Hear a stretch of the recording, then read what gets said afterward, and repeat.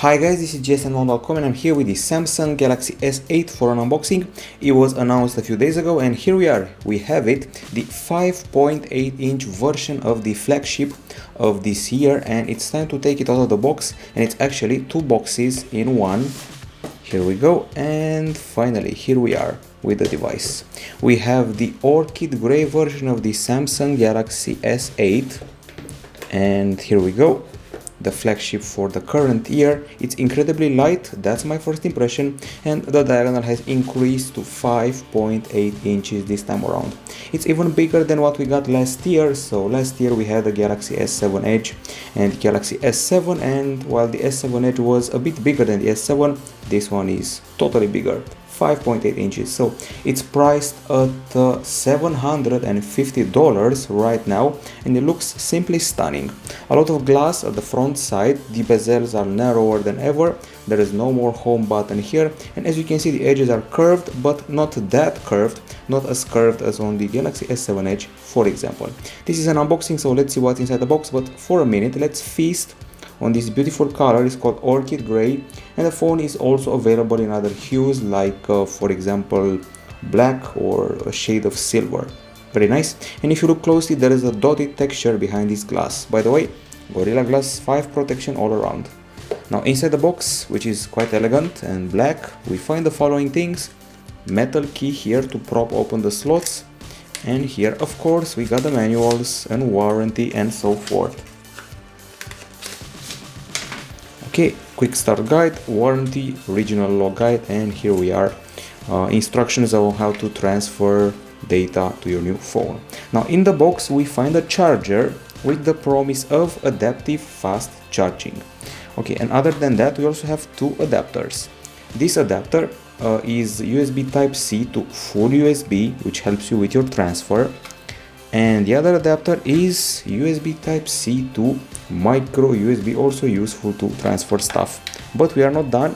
One of the big surprises that came during the Samsung launch event was the announcement that the Galaxy S8 would come bundled with the AKG tuned headphones, and from what I remember, these ones sold separately cost $99, so they're quite quality. I like this thread we have here. This wire is not a regular wire, it reminds me of shoelaces and should be more resilient. And also the headphones, well, I have great expectations from them. Also here we can find the USB Type-C to USB cable, useful to connect to the charger and the PC, and finally this little, let's say, envelope that contains the plugs for the headphones. Reminds me of one of those little bags of sugar you get with a coffee. Now this is everything that's inside the box, and this has been the unboxing. Time to fire up the phone and see what its interface is all about. So you've spotted the power button, you've spotted the volume button, and guess what? An extra physical button for the assistant Bixby. We still have an audio jack, so that's not gone, and I have to say this is a much more compact phone than one would expect when they hear you talking about a 5.8-inch handset. So we're getting something called infinity display here, meaning that it goes all the way around the facade, curved edges, curved corners, and covering as much of the front side as possible. Okay, so the setup has started. I'm going to press start, next, and I'm agreeing to all the terms. Next again, next. These curved corners actually take me back to the LG G6 a bit, and we also have various methods of authentication. So aside from the fingerprint scanner that's moved at the back now, we also have an iris scanner here at the top, and also a face recognition, believe it or not. Okay, so you can use that later on. No thank you, skip, skip, skip, get your content, most useful feature, and we are finished. Now we can gain access to the Samsung experience, which is the name of the interface applied on top of Android Nougat. This is how you trigger the app launcher now. The app drawer or app launcher, whatever you want to call it, is available this way, reminding me of the Pixel phones. And here in this area we can get accustomed to Bixby, which is the virtual assistant on this phone. You can fire it up, agree to the terms, finish, and from what I know it's not yet functional in all the countries, but at least we get a preview here. You can see my schedule, Samsung account features, and it can also set reminders and show you other things like the ideal route to commute to work. Okay, so pretty nice effect. This one shows me a galaxy in the background, and the way the screen catches the light is simply stunning.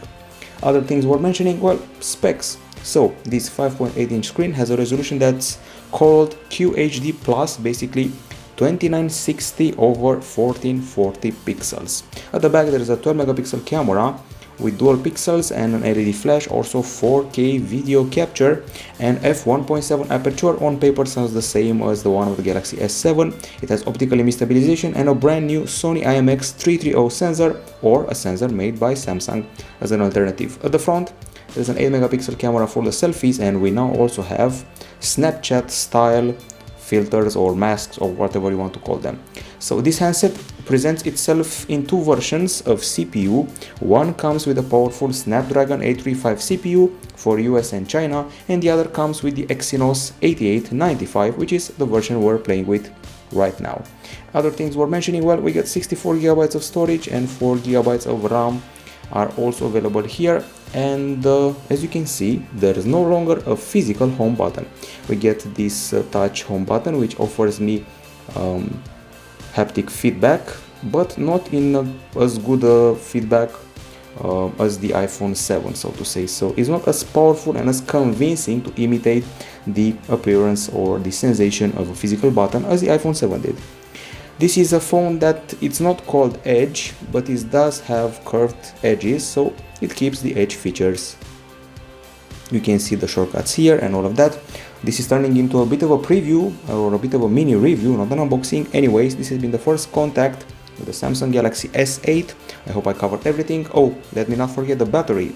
It's a 3000 mAh unit. I have great expectations from it, although I've heard it through a grapevine that this battery is not exactly great. I will not believe it till I see it. So other things we're mentioning, aside from the gorgeous looks, there is a heart rate scanner here, there is an LED flash here, there is a Bixby button here, and this looks like a pretty beautiful phone, one of the best we've seen so far. Of course, there's always on screen feature here, and more things we'll discover over the next few days. This has been the unboxing of the Samsung Galaxy S8 at gsndom.com. Hope you enjoyed it, and the phone is priced at $750. Bye bye.